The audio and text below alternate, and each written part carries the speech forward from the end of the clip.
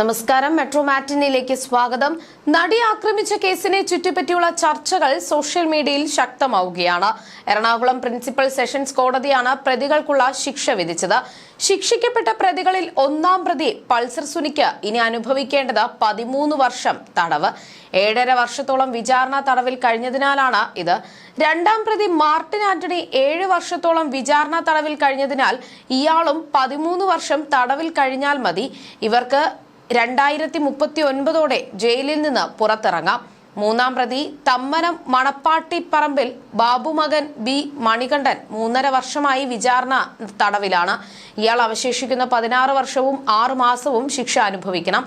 നാലാം പ്രതി കണ്ണൂർ കതിരൂർ മംഗലശ്ശേരി വീട്ടിൽ രാമകൃഷ്ണൻ മകൻ VP വിജീഷ് 2 വർഷമായി വിചാരണ തടവിലാണ്.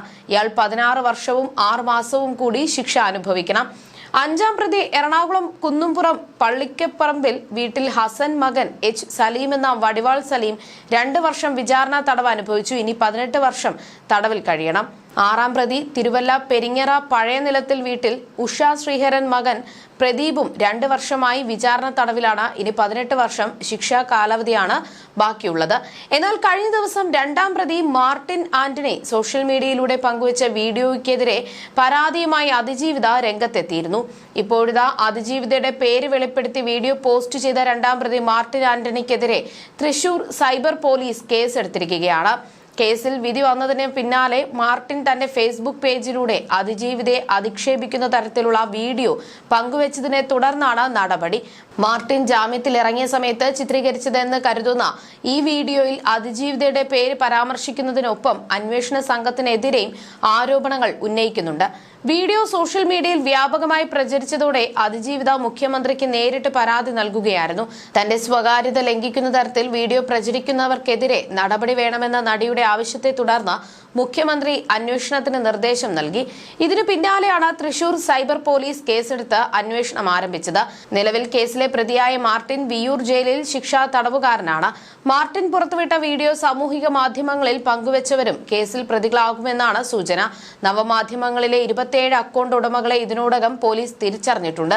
വീഡിയോയുടെ 27 ലിങ്കുകൾ പോലീസ് കണ്ടെത്തിയിട്ടുണ്ട്. അതിജീവിതയുടെ പേരോ വ്യക്തിവിവരങ്ങളോ വെളിപ്പെടുത്തുന്നത് നിയമവിരുദ്ധമാണെന്നിരിക്കെ വീഡിയോ ഷെയർ ചെയ്തവർക്കെതിരെ IT നിയമപ്രകാരമുള്ള കർശന നടപടികൾ സ്വീകരിക്കാനാണ് പോലീസിന്റെ നീക്കം. കഴിഞ്ഞ ദിവസം തനിക്കെതിരെ നടക്കുന്ന സൈബർ ആക്രമണത്തിനെതിരെ ഉടൻ നടപടിയെടുക്കണമെന്നാവശ്യപ്പെട്ടുകൊണ്ട് അതിജീവിത പരാതിയുമായി രംഗത്തെത്തിയിരുന്നു. എന്റെ സ്വകാര്യതയെ ബാധിക്കുന്ന ദൃശ്യങ്ങളും വിവരങ്ങളും വീഡിയോയിലൂടെ പ്രചരിപ്പിക്കുകയാണെന്ന് നടി പറഞ്ഞു. മാർട്ടിൻ പങ്കുവച്ച വീഡിയോ സോഷ്യൽ മീഡിയയിൽ നിന്ന് നീക്കം ചെയ്യണമെന്നും അത് പ്രചരിപ്പിച്ചവർക്കെതിരെ നടപടി വേണമെന്നുമാണ് നടിയുടെ ആവശ്യം. ഈ വീഡിയോ പ്രചരിപ്പിക്കുന്ന 16 സോഷ്യൽ മീഡിയ ലിങ്കുകൾ സഹിതമാണ് നടി പരാതി നൽകിയിരിക്കുന്നത്. അതിജീവിതയുടെ പേരുൾപ്പെടെ വെളിപ്പെടുത്തിയാണ് മാർട്ടിൻ വീഡിയോ പ്രചരിപ്പിച്ചത്. നടിയുടെ നേതൃത്വത്തിൽ ദിലീപിനെതിരെ ഗൂഢാലോചന നടത്തിയെന്നാണ് വീഡിയോയിലെ പ്രധാന ആരോപണം.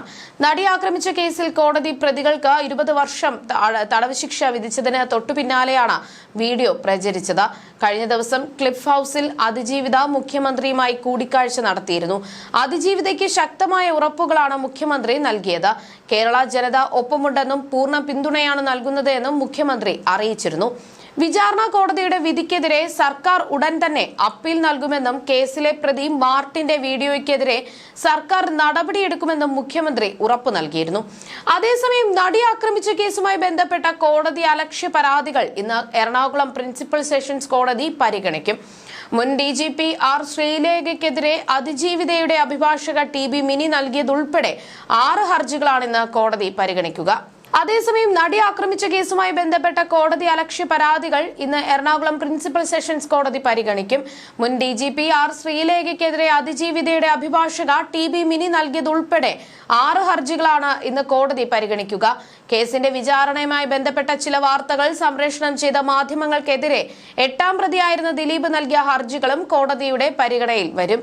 ഹർജികളിൽ വാദം കേട്ട ശേഷം കോടതി അലക്ഷ്യം ഉണ്ടെന്ന് ബോധ്യപ്പെട്ടാൽ തുടർ നടപടികൾക്കായി ഹർജികൾ പ്രിൻസിപ്പൽ സെഷൻസ് കോടതി ഹൈക്കോടതിക്ക് കൈമാറും. യൂട്യൂബ് ചാനലിലൂടെ ദിലീപിന് അനുകൂലമായി സംസാരിക്കുകയും അന്വേഷണ സംഘത്തിനെതിരെ ആരോപണങ്ങൾ ഉന്നയിക്കുകയും ചെയ്തതിനാണ് R ശ്രീലേഖയ്ക്കെതിരെ കോടതി അലക്ഷ്യ നടപടി ആവശ്യപ്പെട്ടിരിക്കുന്നത്. ഇതിനു പുറമെ കേസിലെ വിചാരണ വിവരങ്ങൾ സംപ്രേഷണം ചെയ്ത മാധ്യമങ്ങൾക്കെതിരെ ദിലീപ് നൽകിയ ഹർജികളും കോടതി ഇന്ന് പരിശോധിക്കും. വിചാരണ നടപടികൾ രഹസ്യമായി സൂക്ഷിക്കണമെന്ന കോടതി നിർദ്ദേശം മാധ്യമങ്ങൾ ലംഘിച്ചു എന്നാണ് ദിലീപിന്റെ ആരോപണം.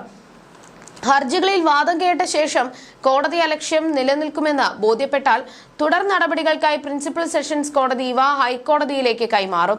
കേസിലെ വിധി വന്നതിന് പിന്നാലെ ഈ പരാതികളിൽ കോടതി എന്ത് നിലപാട് സ്വീകരിക്കുമെന്നത് നിർണായകമാണ്. നടി ആക്രമിച്ച കേസിൽ ദിലീപിനെ കോടതി വെറുതെ വിട്ടെങ്കിലും പൾസർ സുനി ഉൾപ്പെടെയുള്ള 6 പ്രതികളെ കോടതി നേരത്തെ ശിക്ഷിച്ചിരുന്നു. നടി ആക്രമിച്ച കേസിൽ ദിലീപിന് അതിജീവിതയോട് വൈരാഗ്യമുണ്ടായിരുന്നുവെന്ന് സ്ഥാപിക്കാൻ പ്രോസിക്യൂഷന് മുന്നിലുള്ള ഏറ്റവും ശക്തമായ വഴിയായിരുന്നു മഞ്ജു വാര്യർ. തങ്ങളുടെ കുടുംബജീവിതം തകരാൻ അതിജീവിതയാണ് കാരണമായത് എന്നുള്ള ധാരണയാണ് ദിലീപിന്റെ വൈരാഗ്യത്തിന് കാരണമെന്നാണ് പ്രോസിക്യൂഷൻ വാദം. കേസിലെ പ്രധാന സാക്ഷികളിൽ ഒരാളായ മഞ്ജു വാര്യർ തന്റെ വിവാഹമോചനത്തിലേക്ക് നയിക്കാൻ ഇടയായ കാരണങ്ങൾ വിശദമായി തന്നെ മൊഴിയായി നൽകിയിട്ടുണ്ട്. ദിലീപിന് കാവ്യയുമായി ഉണ്ടായിരുന്ന ബന്ധത്തെക്കുറിച്ച് താൻ ആദ്യമായി അറിയുന്നത് നടിയിൽ നിന്നല്ല എന്ന് മഞ്ജു വാര്യരുടെ മൊഴിയിൽ വ്യക്തമാക്കുന്നു. വീട്ടിലുണ്ടായിരുന്ന ദിലീപിന്റെ പഴയ ഫോണിൽ കാവ്യയുടെ ചില മെസ്സേജുകൾ മഞ്ജു കാണാനിടയായതാണ് പ്രശ്നങ്ങളുടെ തുടക്കം. ആ സമയം ഷൂട്ടിംഗുമായി ബന്ധപ്പെട്ട് ദിലീപ് പുറത്തായിരുന്നു. ദിലീപിന്റെ പഴയ ഫോണിലെ മെസ്സേജുകൾ കാവ്യയുമായുള്ള അടുപ്പം വ്യക്തമാക്കുന്നതായിരുന്നു. ഇതേക്കുറിച്ച് ദിലീപുമായും കാവ്യയുമായും ഫോണിൽ സംസാരിക്കാൻ മഞ്ജു ശ്രമിച്ചിരുന്നു. എന്നാൽ ഷൂട്ടിംഗ് തിരക്കിന്റെ പേരിൽ ദിലീപ് സംസാരിക്കാൻ തയ്യാറായില്ല. മാത്രമല്ല കാവ്യയും ഇതേക്കുറിച്ച് സംസാരിച്ചില്ല.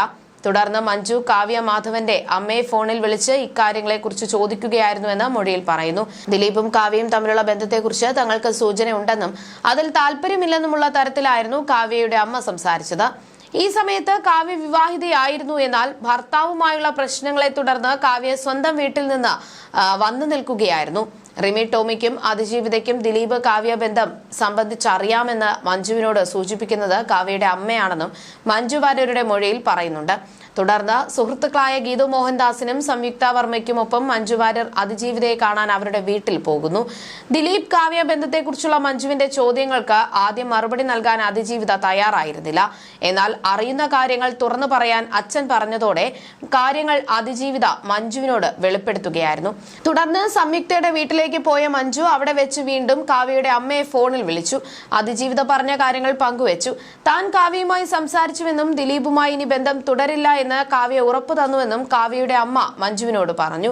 പിന്നീട് കാവ്യ ഭർത്താവിന്റെ വീട്ടിലേക്ക് തിരിച്ച് പോവുകയും ചെയ്തു. മഞ്ജു വാര്യർ ദിലീപിന്റെ കുടുംബാംഗങ്ങളെ വീട്ടിലേക്ക് വിളിച്ചു വരുത്തി താൻ മനസ്സിലാക്കിയ കാര്യങ്ങൾ അവതരിപ്പിച്ചു. 2 ദിവസം കഴിഞ്ഞ് ഷൂട്ടിംഗ് പൂർത്തിയാക്കി ദിലീപ് തിരിച്ചെത്തി. കാവ്യയുമായുള്ള ചാറ്റിങ്ങിനെ കുറിച്ച് മഞ്ജു ചോദിച്ചപ്പോൾ അത് ഓർമ്മയില്ല എന്നും കാവ്യ കുട്ടിക്കളിയുള്ള ആളായതുകൊണ്ട് അത്തരം മെസ്സേജുകളൊന്നും കാര്യമായി എടുക്കേണ്ട എന്നുമായിരുന്നു ദിലീപിന്റെ മറുപടിയെന്നും മഞ്ജു വാര്യർ നൽകിയ മൊഴിയിൽ പറയുന്നു. അതിജീവിതയുമായി മഞ്ജു സംസാരിച്ച കാര്യം ദിലീപ് അറിഞ്ഞിരുന്നു. ഇത് ദിലീപിന്റെ സംസാരത്തിൽ നിന്ന് തനിക്ക് വ്യക്തമായെന്ന് മഞ്ജു പറയുന്നു. ഇരുവരും തമ്മിലുള്ള പ്രശ്നം വഷളാവുകയും അത് വിവാഹമോചനത്തിലേക്ക് നയിക്കുകയുമായിരുന്നു. You're watching me on metromatney.com. on metromatney.com. metromatney.com. metromatney.com. Subscribe for more videos. Subscribe for more videos. Subscribe here for more videos. Subscribe now. Thank you.